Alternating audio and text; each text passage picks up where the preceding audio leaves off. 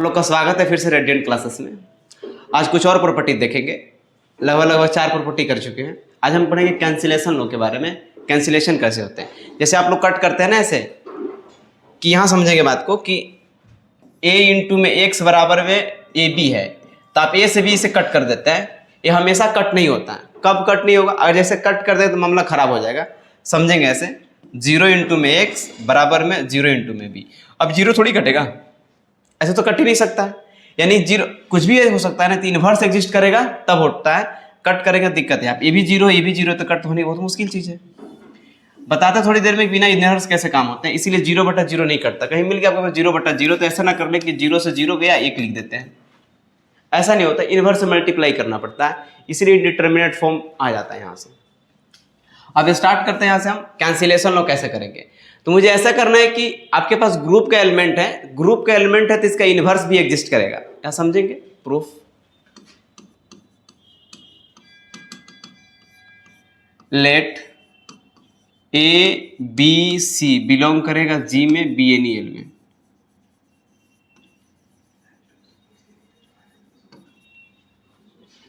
Then we have to prove that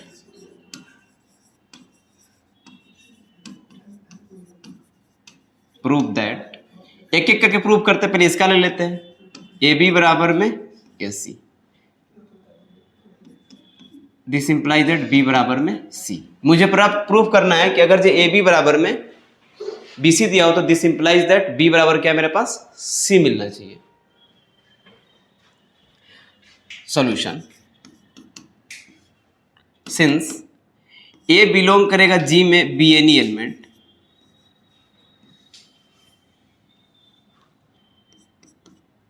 B बराबर में C. Question number first, since A belong करेगा G में B any element,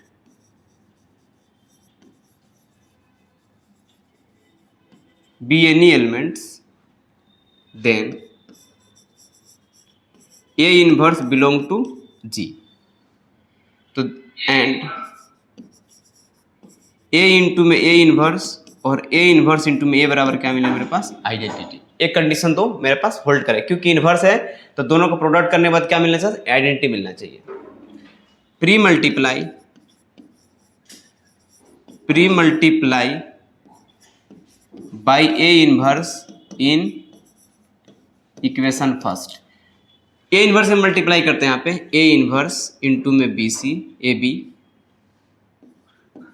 equal to A inverse into में A सी।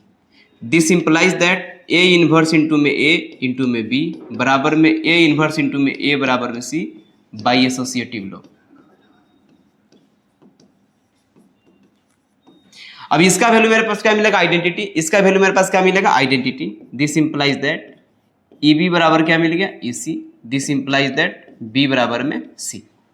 यानी इसको बोलेगा that is left cancellation hold, that is left cancellation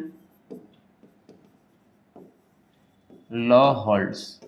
यानी इसका लेफ्ट मतलब दोनों का लेफ्ट साइड वाला खत्म हो गया। Again suppose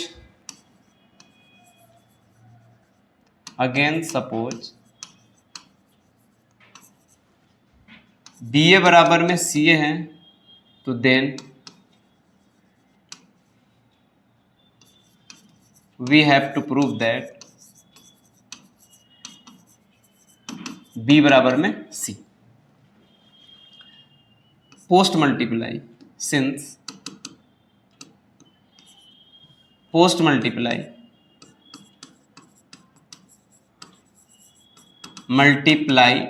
by A inverse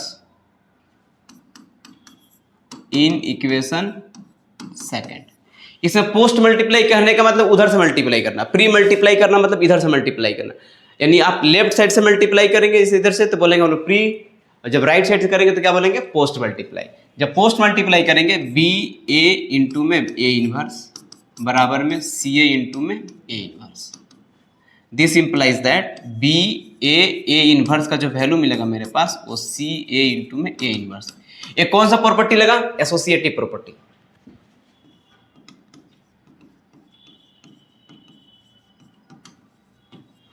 this implies that A into A inverse क्या मिलेगा यहाँ से आइडेंटिटी, बी इंटू में ई बराबर में सी इंटू में ई। दिस इंप्लाइज दैट बी बराबर में सी, क्यों? क्योंकि आइडेंटिटी एलिमेंट के साथ ऑपरेशन लगाने के बाद फिर से वही एलिमेंट दे देता है, तो this implies that is right consolation hold.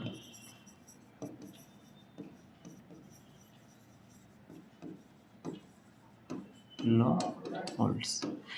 इस तरह से हम सोल्व करते हैं। एक क्वेश्चन आपके पास पहला वाला हो गया, दूसरे वाला यहाँ पे सो यहाँ हो गया, ये पहले वाला हो गया, ये वाले दूसरे वाला हो गया, लेफ्ट कैंसिलेशन और राइट कैंसिलेशन। इसको भी देख लेंगे, एग्जाम हॉल में आएंगे आपके पास ये वाले। नेक्स्ट देखते हैं हम लोग कैसे करेंगे, इस पे ध्यान देंगे। लेफ्ट कैंसिलेशन मतलब लेफ्ट वाला दोनों खत्म हो गया, राइट कैसे में दोनों का राइट वाला खत्म हो जाना चाहिए। वो कैसे करें यहाँ पे कि पहले आपके पास ए बी सी जी में एलिमेंट है, तो ए बी बराबर ए सी शो करना क्या है, बी बराबर मुझे सी शो करना है, तो यहाँ पे शो कर दिया ए क्या एलिमेंट है, तो ए एलिमेंट है जी का, तो उसका इन्वर्स भी एग्जिस्ट करेगा। जब उसका इन्वर्स एग्जिस्ट करेगा तो दोनों का प्रोडक्ट करेंगे तो आपस में आइडेंटिटी मिलना चाहिए। तो क्या कि इसमें प्री मल्टीप्लाई कर दिए, जैसे इसमें प्री मल्टीप्लाई कर दिए, प्री मल्टीप्लाई मतलब इधर से मल्टीप्लाई करना दोनों साइड से, उसके बाद एसोसिएटिव लॉ लगा लिए, ए इन्वर्स इंटू ए की वैल्यू आइडेंटिटी, यहाँ पे ए इन्वर्स इंटू ए की वैल्यू क्या मिलेगा आइडेंटिटी, यहाँ से निकाल लिए। अब यहाँ भी निकाल, अगेन सपोज दैट दिस, तो क्या मिला आपके पास ऐसे, सेम कंडीशन दोनों का। अब देखते हैं हम लोग next, a b are elements of a group G, then equation a x बराबर बी और वाई ए बराबर बी आपको सोल्व करके दिखाना है। इसके पास यूनिक सोल्यूशन होगा। यूनिक सोल्यूशन दिखाने के आने चाहिए, एक्स का ऐसा वैल्यू होना चाहिए, एक्स ज़्यादा नहीं होना चाहिए। मान के चलेंगे दो है लेकिन एक कहते हैं, पहले इसे क्या निकालते हैं सोल्यूशन। तो सोल्यूशन कैसे निकालेंगे, यहाँ आएंगे, late G be a group with identity element E, with identity element E, let A, B और X बिलोंग करेगा G में, such that Ax बराबर में B, then we have to prove that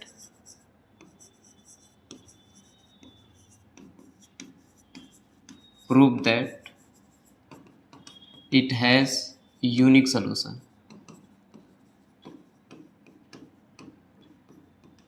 मुझे शो क्या करना है कि यूनिक सॉल्यूशन होगा। इसमें कैसे करेंगे, यहाँ पे सिंस दिया हुआ ax बराबर आपके पास b दिया हुआ equation number first, and let a और b दो कहाँ बिलोंग करेंगे, g में b any element, any elements. तो this implies that a inverse और b इनवर्स भी कहाँ बिलोंग करेगा, g में, एंड a इनवर्स b भी कहाँ बिलोंग करेगा, g में। g में क्यों कि g मेरे पास ग्रुप है, तो a इनवर्स इंटू b करेंगे तो कहाँ जाना चाहिए, g में चाहिए। a इनवर्स किसका एलिमेंट है, इसका एलिमेंट है, और b किसका एलिमेंट है से, या फिर इसको अलग लिख देते हैं, सिंस a इनवर्स और b कहाँ जाएगा, g में, तो this implies that a b inverse कहाँ जाएगा, जी में। नाउ अब ए इंटू में ए इनवर्स इंटू बी का जो वैल्यू मिलेगा वो ए इंटू में ए इनवर्स इंटू में बी किस नियम से बनेगा, एसोसिएटिव लॉ से। एसोसिएटिव कैसे लगा, देखिए ए इसको बी इसको सी मान लीजिए, तो ये इसके साथ टच होगा, ये बाहर निकल जाएगा, और इसका जो वैल्यू मिलेगा वो आइडेंटिटी मिलेगा, क्योंकि एक दूसरे का इनवर्स है, इंटू में बी। और किसी भी एलिमेंट को आइडेंटिटी के साथ ऑपरेशन क्या मिलता है, बी, ए इनवर्स इंटू में b. This implies that x बराबर में a inverse b be the solution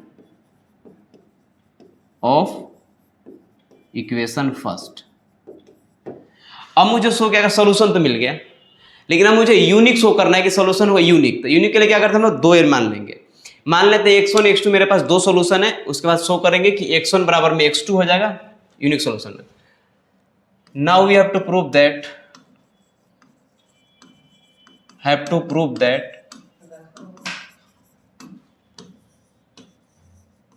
equation 1 has unique solution।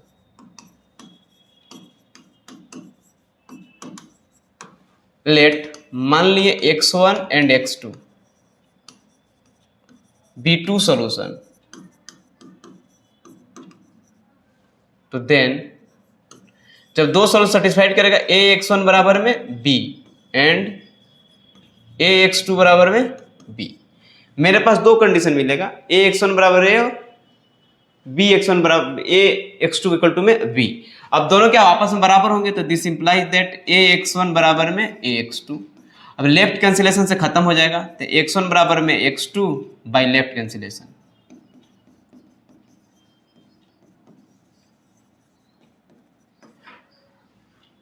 तो हेंस दैट इज ax बराबर में b has unique solution, unique solution in G.